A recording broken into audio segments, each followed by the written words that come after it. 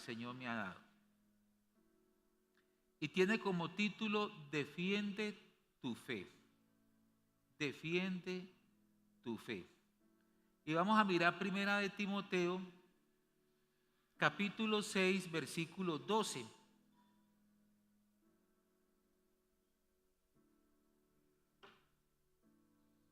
Dice así: pelea la buena batalla de la fe. Echa mano de la vida eterna, a la cual asimismo fuiste llamado, habiendo hecho la buena profesión delante de muchos testigos. Vamos a orar, que Dios me use. Señor, yo te pido que no sea en mi sabiduría humana, Señor, que yo vaya a compartir este mensaje. Te ruego, mi Señor Jesucristo, que haya una investidura especial de tu Espíritu, Señor, de tal manera que toda palabra que salga por mi boca sea una palabra ungida. Una palabra, Señor, que nos lleve a ese nivel de fe al cual tú, Señor, quieres llevarnos como iglesia. Me cubro con tu sangre preciosa y declaro, Señor, que aquí a mi alrededor se han hecho ángeles guardando mi vida, protegiéndome, Señor. Y que ninguno aquí representado y que está siguiendo esta transmisión se va a distraer, Señor. Declaro que la palabra hoy caerá en muy buena tierra. En Jesucristo, amén. Bueno, nosotros como cristianos no podemos desconocer que la fe está en una constante batalla. Es lo que Pablo le dijo a su discípulo Timoteo: pelea la buena batalla de la fe. Aquí hay varias cosas en ese solo pasaje, porque dice pelea, y usted ya sabe que es una pelea. Una pelea es algo en el que hay dos contrincantes. Pero también dice la buena batalla, tremendo, que la Biblia dice que es una buena batalla. ¿Y por qué es una buena batalla? Porque es una batalla que ya ha sido conquistada por el Señor Jesucristo. Es decir, la batalla que nosotros libramos es una batalla, pero en los pensamientos. Porque el Señor Jesucristo ya obtuvo nuestra victoria. Entonces, ¿en qué momento el enemigo nos quiere robar esto que ya el Señor obtuvo? Cuando nosotros desconocemos lo que dice la palabra y que está puesto a nuestro favor. Es decir, cuando nosotros ignoramos todo lo que Dios ha dicho, todo lo que Dios conquistó por medio de Jesucristo a nuestro favor, cuando nosotros ignoramos esto, entonces estamos con esto perdiendo la batalla, porque es una batalla de fe, mas no física. No es humana, es espiritual. Dice, a la cual asimismo fuiste llamado. Eso dice que nosotros fuimos llamados a eso. Fuimos llamados a pelear, fuimos llamados a entrar en guerra espiritual, habiendo hecho la buena profesión delante de muchos testigos. Está diciendo Pablo aquí que Timoteo hizo delante de muchos testigos ese propósito de servirle al Señor. Como cristianos, entonces, hermanos, entendamos esta verdad, que estamos llamados a librar una pelea. Ahora, el enemigo buscará de todas las maneras que nosotros perdamos la fe. Y cuando se pierde la fe, entonces uno se desenfoca del propósito de Dios, dejamos de caminar por fe y terminamos caminando o viendo las cosas por nuestros sentidos y no por la fe.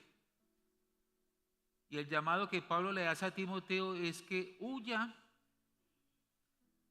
es que no le está diciendo huya, sino pelee. Mire pues lo que está pasando. El Señor no le está diciendo a través de Pablo a Timoteo, huya de los problemas, sino le está diciendo es, mi hijo, peléela. No sea amedrante, peléela. Porque ahí dice muy claro, pelea la buena batalla de la fe. No le está diciendo escóndase de los problemas, sino enfréntelos. Enfréntelos por la fe. ¿Y por qué todo esto? Porque nosotros tenemos un Dios de guerra.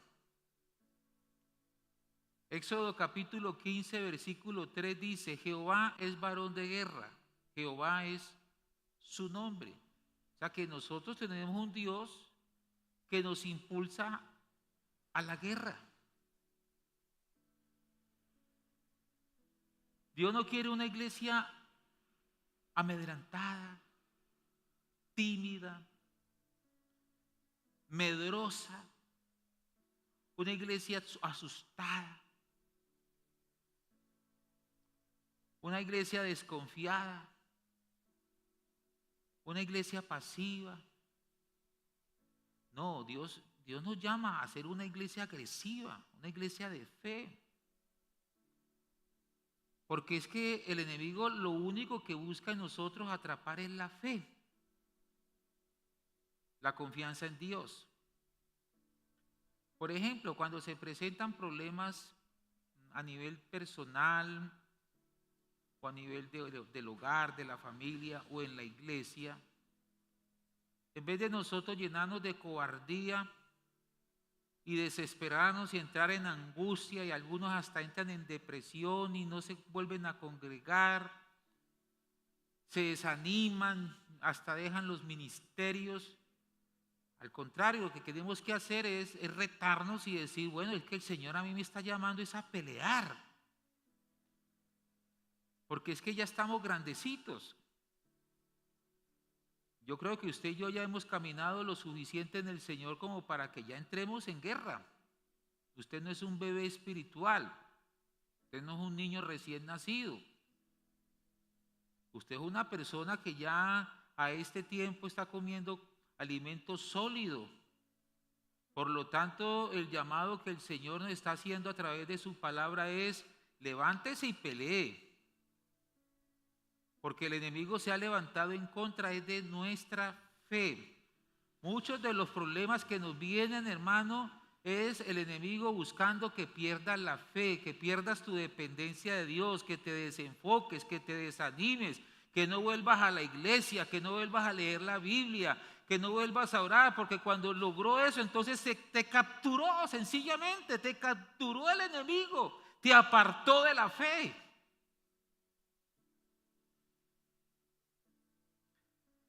¿Cómo nosotros debemos pelear esta buena batalla de la fe? Tenemos que levantarnos y resistir al diablo.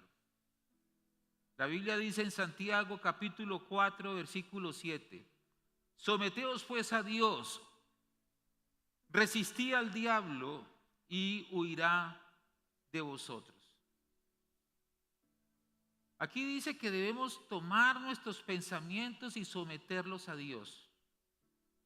Y cuando mis pensamientos están sometidos en obediencia a Dios, entonces yo estoy ofreciendo una resistencia al diablo. Y al ver el diablo que nosotros les estamos ofreciendo resistencia, aquí dice la Biblia que él tendrá que huir de nosotros. La palabra resistir es la palabra del griego atistemi, la cual es un término militar, a defenderse firmemente, tomar una posición en contra del enemigo. Atistemi es un término militar. La palabra resistir. Estamos llamados a defender lo que Dios nos ha dado.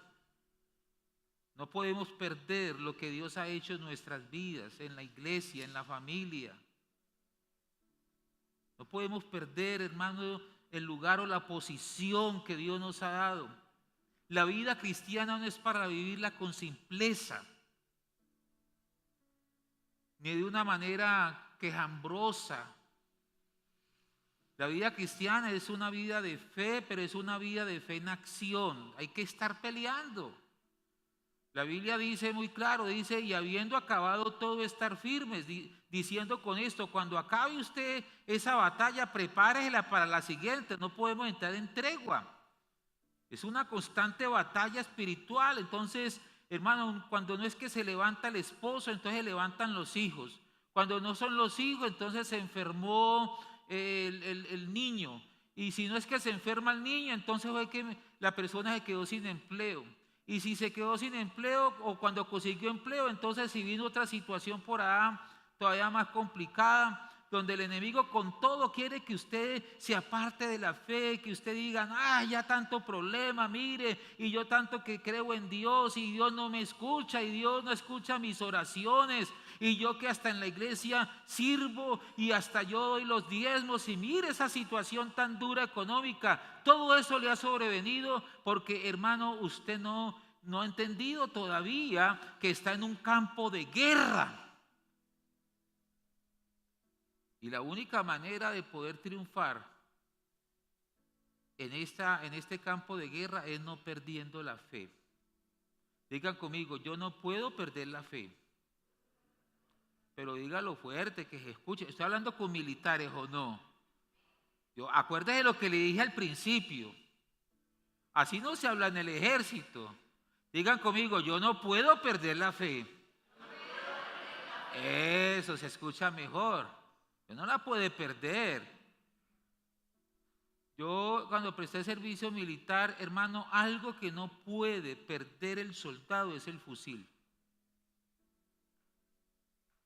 Cuando viene la entrega de armas, uno con ese fusil tiene que dormir. Y si va al baño, metas al baño con él. Porque si un comandante ve que uno de recluta dejó por ahí el fusil mal estacionado, se lo guarden y lo pueden a llorar a uno. Porque eso es un delito en el ejército. Perder el fusil. Pierda la gorra, pierda el camuflado, pierda cualquier otro, pero pierda el fusil. Se va hasta de calabozo. No se puede perder. En el ejército de Dios nosotros no podemos perder la fe.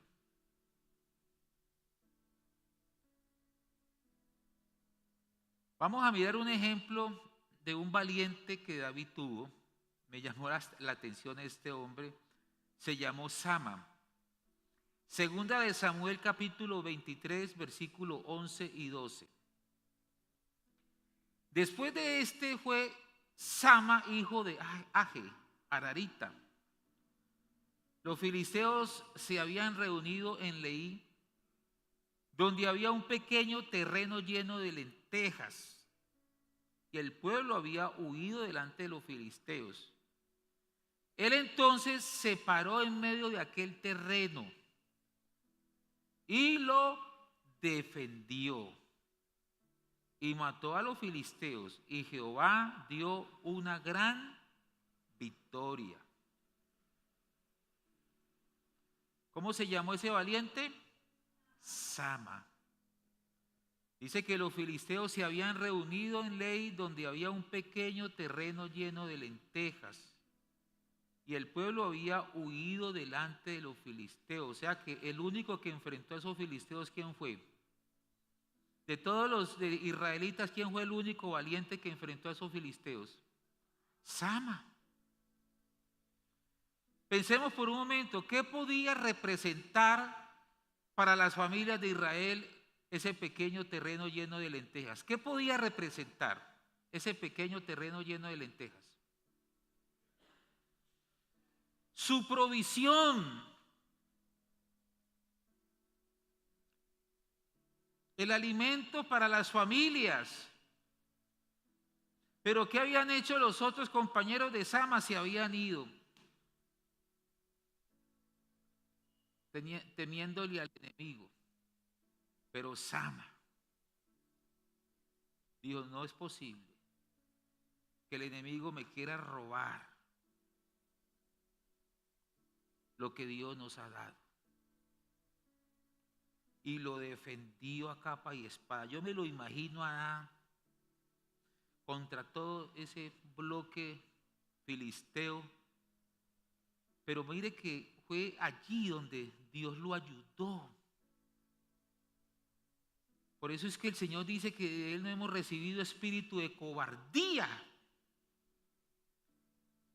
sino de poder, de amor y dominio propio. Solamente cuando uno se desafía y se reta, dice, no, yo no voy a dejarme gobernar por esta situación, yo no me voy a dejar llevar por este problema, el diablo me está susurrando por todo lado para que yo me aparte de la fe, el enemigo ha querido con esto y con esto y con esto como hacerme sentir temor y frustrarme y hacerme retroceder. Hermano, cuando uno hace como Sama y dice, yo me paro en el nombre del Señor en la brecha y esto lo defiendo porque lo defiendo en el nombre del Señor. Ahí es cuando viene la ayuda de Dios. Solamente cuando Dios nos ve resueltos a dar la guerra, a dar la pelea. De otra manera no viene. Es decir, si Sama hubiese salido huyendo como sus compañeros, los filisteos, hermano, se apropian de ese pequeño terreno lleno de lentejas. Entonces yo estaba pensando en esto y yo dije, Señor, ¿cuántos cristianos el enemigo ha querido apropiarse de su economía?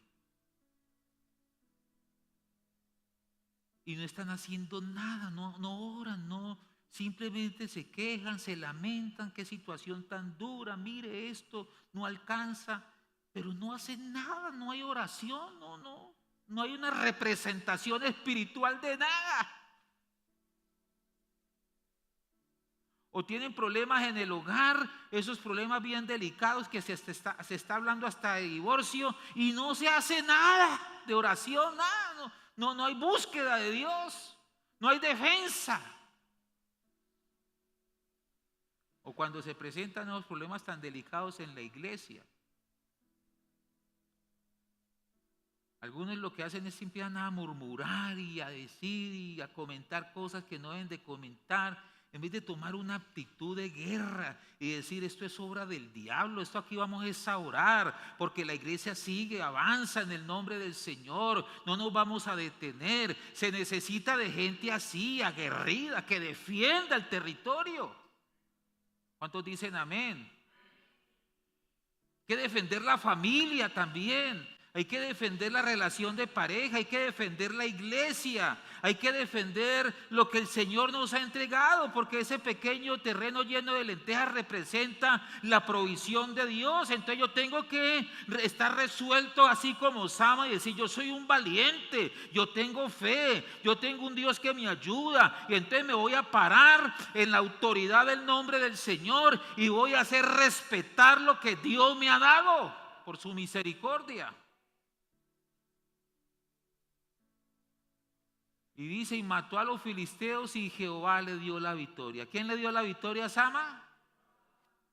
Porque estuvo ahí. El ceder el terreno era comprometer lo que Dios le había dado. Y les quiero preguntar, ¿estamos dispuestos a defender espiritualmente lo que el enemigo nos quiere robar? ¿Cuánto estamos dispuestos a defender? Yo quiero escuchar a un ejército hablando. ¿Cuántos estamos dispuestos a defender el lugar en el que el Señor nos ha colocado?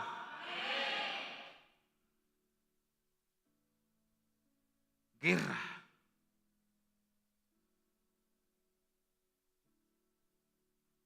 El reino de los cielos sufre violencia y solamente los valientes lo arrebatan. Guerra espiritual, oración, porque hay un mundo espiritual donde el enemigo está mirando a ver de qué manera atrapa nuestra fe y nos aparta de nuestra dependencia de Dios. En segundo lugar, tenemos que usar las armas espirituales. Segunda de Corintios capítulo 10, versículo 4 y 5 dice: porque las armas de nuestra milicia no son carnales, sino poderosas en Dios para la destrucción de fortalezas, derribando argumentos y toda altivez que se levanta contra el conocimiento de Dios y llevando cautivo todo pensamiento a la obediencia a Cristo. Según este pasaje, aquí dice: porque las armas de nuestra milicia no son carnales, sino que, entonces diga conmigo, las armas que Dios me ha dado, más fuerte, las armas que Dios me ha dado son más poderosas que las armas humanas. Hermano, mire, aquí por ejemplo en Colombia se escucha por esa región del Catatumbo o por el sector allá de este departamento del Cauca, que son sectores fuertemente donde hay grupos levantados en arma y se ha escuchado también que hay un plan de asesinar policías y militares, al que se le llama el plan Pistola. Y estos días me conmovió mucho que cogieron a un suboficial del ejército y lo quemaron vivo, hermano. Es una noticia. Y yo dije: Señor, ¿hasta dónde hemos llegado en nuestro país? ¿Cómo está la violencia en nuestro país? Pero nosotros tenemos unas armas más fuertes y poderosas que las que tiene el ejército colombiano. Y se llama la oración.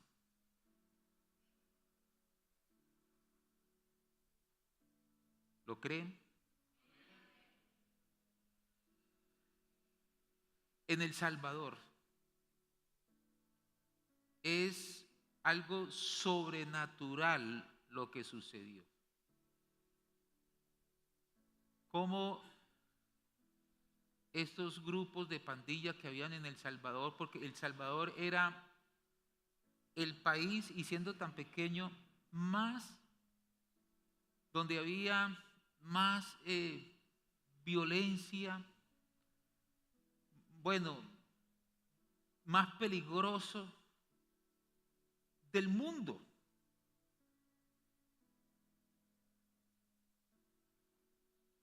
Y llega este hombre que tiene temor de Dios, y hasta en sus discursos él nombra a Dios, y él dice que esto no fue obra del ejército de El Salvador. Él sabe eso, dice: Dios nos ayudó, Dios nos ayudó.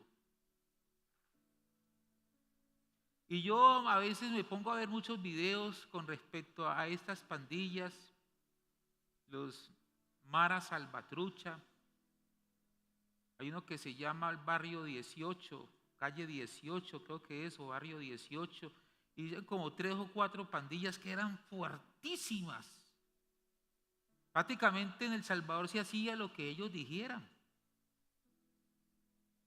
Desde las mismas cárceles ellos lideraban. Y muertes y muertes y muertes violentas. Era terrible. Y ver hoy en día cómo El Salvador pasó de ser el país más violento al ser el más pacífico del mundo en tan poco tiempo. Digan conmigo: el poder de la oración. Una hermana en la fe compartía ese testimonio, decía: duramos 14 años orando por El Salvador. 14 años orando con intensidad por El Salvador. ¿Usted se imagina la iglesia orando? levantándonos, hermano, en las mañanas, orando, ver los hermanos allá en la casa, por la sala de la casa, orando, intercediendo, haciendo guerra espiritual, reclamando la familia, reclamando el esposo, reclamando las finanzas, reclamando la salud, así con autoridad como Saman, como un guerrero de Dios, bien ahí fortalecido en la fe. Y estoy aquí, Señor, y estoy orando y estoy reclamando el territorio. Hermano, vamos a ver una iglesia avivada, vamos a ver milagros poderosos, sobrenaturales. Pero hermano, yo creo que Dios se da un vistazo y dice: bueno, voy a ver cómo están mis guerreros. Vamos a ver cuál es la condición espiritual de mis guerreros. ¿Y cuántos guerreros quejándose?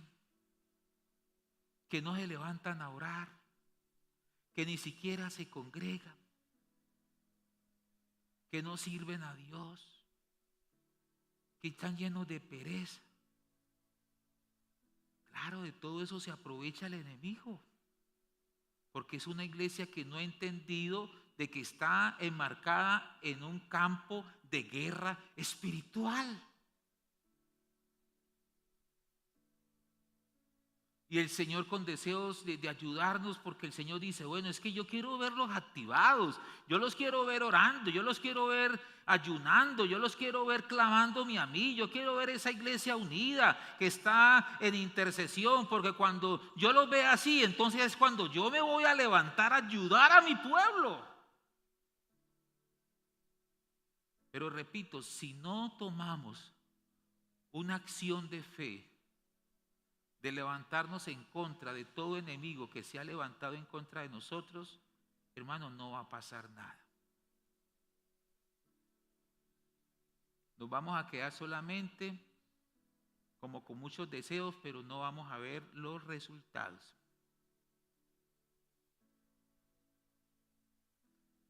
Estas armas son la oración, la palabra, declaraciones proféticas, el ayuno, la adoración, la alabanza. Yo estaba pensando en esto mientras sacaba este mensaje. Yo decía, la alabanza en la iglesia, esa alabanza profética, esa alabanza que se está haciendo desde esa revelación de que en el mundo espiritual se están sucediendo cosas poderosas de Dios, porque todos tenemos que hacerlo bajo una revelación de la palabra, en la fe, porque no es cantar por cantar, no es danzar por danzar, no es que usted venga a la iglesia y solamente cantar y aplaudir. No, tenemos que hacerlo con convicción. Estoy alabando a Dios, estoy haciendo guerra espiritual, algo está pasando en el mundo espiritual. Entonces, cuando todos estamos unidos en ese mismo sentir y creemos que poderosas cosas están sucediendo, entonces es cuando el Señor, como dice la Escritura, Él rugirá, Él se levantará, porque Él es varón de guerra. Y viene e interviene y nos ayuda. ¿Cuántos creen esto, hermanos amados? Entonces, en tercer lugar, tenemos que levantarnos en el poder de nuestro Dios para reprender toda obra del enemigo en contra de la iglesia, de la familia. Leamos lo que dice en Jeremías capítulo 1, versículos 9 y 10. Extendió Jehová su mano y tocó mi boca, y me dijo Jehová: he aquí he puesto mis palabras en tu boca. Mira que te he puesto en este día sobre naciones y sobre reinos, para arrancar, para destruir, para arruinar y para derribar, para edificar y para plantar. Mire el llamado que tuvo el profeta Jeremías. Era un llamado a ser un hombre agresivo en lo espiritual, no pasivo. Debemos decididamente arruinar las obras del enemigo en contra de nuestros hijos, matrimonio, economía. Mateo capítulo 11, versículo 12 dice: desde los días de Juan el Bautista hasta ahora, el reino de los cielos sufre violencia y los violentos lo arrebatan. O sea que solamente los violentos. El reino de los cielos no es para pasivos, sino para gente violenta, determinada, agresiva en el mundo espiritual, que no se deja robar fácilmente lo que el Señor le ha dado.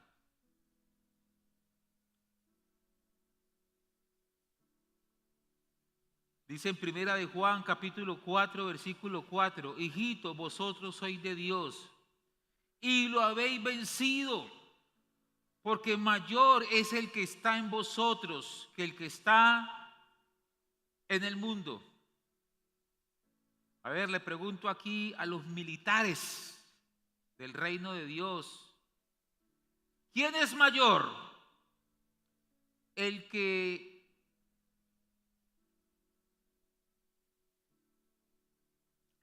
está en nosotros o el que está en el mundo? El que está en nosotros. ¿Lo decimos creyendo a esto? ¿Es verdad? Nosotros tenemos la fe que vence el mundo. Primera de Juan, capítulo 5, versículo 4 y 5 dice, porque todo lo que es nacido de Dios vence al mundo. Y esta es la victoria que ha vencido al mundo, nuestra fe. ¿Quién es el que vence al mundo? Sino el que cree que Jesús es el Hijo de Dios. Y ya para terminar, quiero decirles que esta batalla nosotros la libramos en nuestra mente. Hace poco yo estaba compartiendo acerca de los tipos de fe, los que escuchan el pensamiento del día. 6 tipos de fe. Y terminé enseñando acerca de la fe perfecta. Yo le invito para que usted escuche los pensamientos del día porque tienen que ver con el tema del mes también dentro de la iglesia y usted se fortalece en la fe. La fe perfecta. Ese fue el último, creo que fue la semana pasada que compartí acerca de los tipos de fe. Entonces yo le dije, Señor, yo quiero llegar a ese nivel de fe perfecta. Porque estoy hablando acerca de la poca fe, de la duda. Estuve hablando acerca de cómo opera la incredulidad también en nosotros los creyentes. Es decir, todo con respecto a la fe. Y le dije, Señor, ¿cómo debo yo andar delante de ti y que yo llegue a ese nivel de fe perfecta? Y el Señor me dio este pasaje y con este quiero terminar.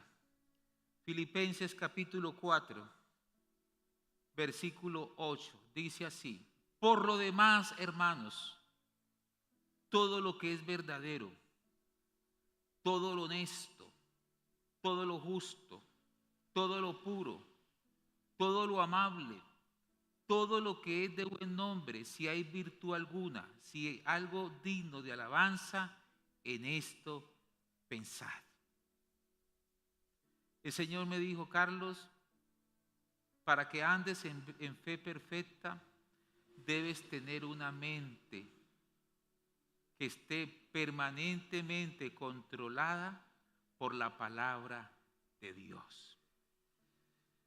Mi mente no puede estar girando alrededor de la angustia, de la depresión, de mis circunstancias, de los problemas que me están avecinando permanentemente, etcétera, etcétera. Yo tengo que girar mis pensamientos a todo lo que es verdadero. ¿Cuántos dicen amén? A todo lo que es honesto, a todo lo que es justo, a todo lo que es puro, a todo lo que es amable, a todo lo que es de buen nombre. Yo no puedo permitir que mis pensamientos sean atrapados por el enemigo.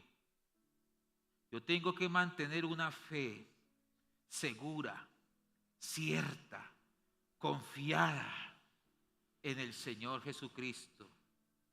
Y cuando yo he llegado a ese nivel de fe, de que nada me mueve el piso, ninguna circunstancia, por muy difícil que esta parezca, me me quiere apartar de mi fe. Entonces yo llegué a un nivel de fe en el cual, hermano, estamos sometiendo a Dios nuestros pensamientos, y por tener nuestros pensamientos sometidos a Dios, el enemigo tiene que huir en el nombre del Señor, porque tenemos la fe que vence el mundo.